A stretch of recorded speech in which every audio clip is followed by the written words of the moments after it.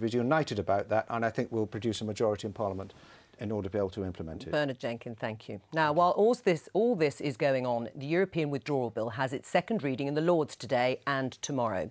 It's going to be a busy couple of days with around 200 Lords scheduled to speak. Many Brexit supporters have expressed concerns that the Lords, which is packed full of pro-EU peers, could try to scupper the bill. The session started just over an hour ago, and here's a flavour of what's been said so far. My Lords, this bill is not about revisiting the arguments of the referendum. It is not about our future relationship with the EU, nor is it a vehicle for policy change. It is only part of the programme of legislation required to honour the referendum result. Just as the first say on Brexit was given to the people, so the final say should rest with the people once they see the terms proposed by the government. Our constitutional role, my Lords, is to ensure with the House of Commons that the people have the final say. At a time when the country really needs strong and stable government, we have instead consistent and persistent reports of a weak Prime Minister buffeted from one position to another as she tries to bring order to the warring factions in her cabinet. Well, I'm joined from Central Lobby by Baroness Angela Smith, who's the Labour leader in the Lords, and by the Conservative peer, Lord Michael Forsyth. Welcome to both of you. Michael Forsyth, first of all, is the bill as it currently stands constitutionally unacceptable, as a committee of your colleagues has warned? Well, if you read the rest of the sentence in that excellent report from the Constitution Committee, it says, but it's capable of, it's necessary and it's capable of being amended to be effective, and I'm sure that's what the House of Lords will do, and we've got off to a very good start this morning. Both speeches from both front benches indicated we were determined not to delay or defeat Brexit, but actually to make sure that the bill, which is about bringing European legislation into our domestic law, was consistent with our constitutional requirements and able to be done effectively. And I have to say there is a lot to be done. Angela Smith, what changes do you want to see made in the Lords? Well, I think there are quite significant changes, as recognised in the debate today from all sides of the debate. So basically, let's get these transitional arrangements really sorted out. There's the issue of devolution of the government taking powers that should rightly be going back to Scotland, Northern Ireland and Wales. One, I think, theme that runs through this legislation that across the House there's real concern is what's known as Henry VIII powers.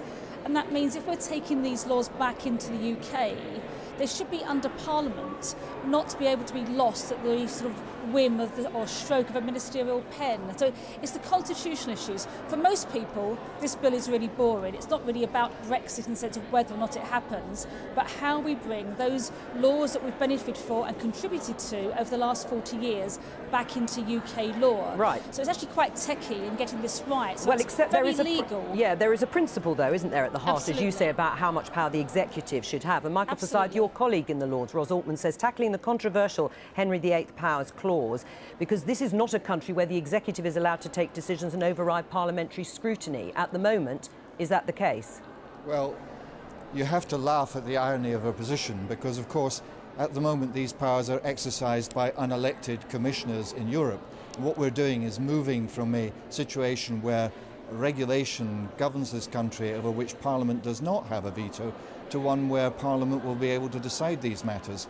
And that is quite a tricky thing to do, because we're having to take regulations which perhaps are not in statute or have been made at a European level and translate these into domestic legislation. And after this bill has been passed, it will be possible once again for Parliament to decide every matter which affects our people. And isn't that the point, Angela Smith? Well, the point is that we have contributed to these laws. It's not just something that's been done by a stroke of a pen in Europe. There's been a British involvement in this legislation that we have welcomed.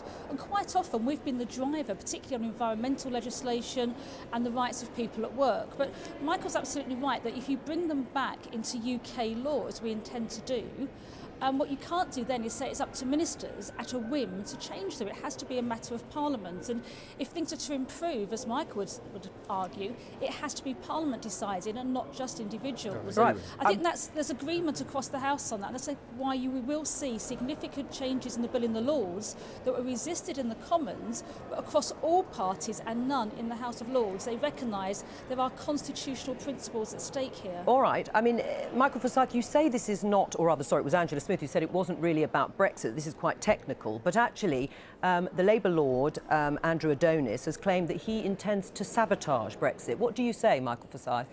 I think he should, look to his position. We're not elected. The House of Commons has got to have the final say. He moved an amendment to second reading which provided for a second referendum. House of Lords considered that a year ago and it was defeated by a majority of 200. We recognise that the House of Lords is there to tidy up the mess which is left by the Commons often in legislation.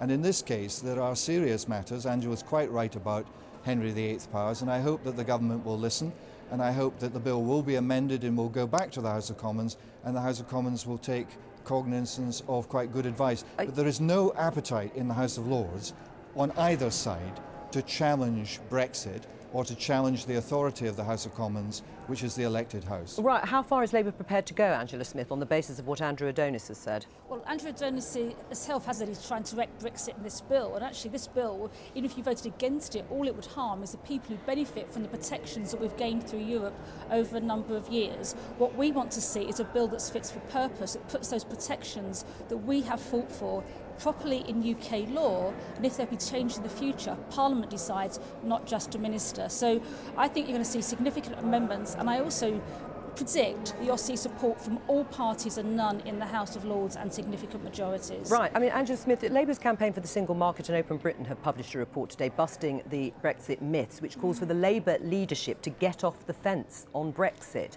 Do you think that's what they should do? Well, I don't think they're on the fence on Brexit, but I think it's always been said we're not in charge of the negotiations, Theresa May is. And one of the great, I think, shame of this is that Theresa May has ruled out the single market and the customs union before she even starts negotiations. So we have to recognise that if a decision is taken to come out of the EU, that means we come out of the single market and customs union. They're benefits of our membership, but we then renegotiate. And those are issues that have served us both very well in this country. So I'd like to see us renegotiate a position, certainly as close as we can, but certainly what we are saying is in the transition period, we must have the same basic terms as now, and during that transition, remain in the customs market, customs union and single market. Right, well, Michael Forsyth, you don't agree with that, and you said to the Prime Minister that she needs to get a grip on her cabinet. Is the party falling apart over Europe? I don't think the party is falling apart, but I mean, on the issue of the customs union and the single market, the House of Commons voted on an SNP amendment by a majority of more than 200 against their proposal that we should remain in both. So the House of Commons has given a clear view, as have the people in the referendum, and it poses both Houses of Parliament to reflect that, and for the Cabinet to get behind the Prime Minister to deliver what the people voted for. But these are still the negotiations that we're having about the future relationship with the EU 27 countries that remain.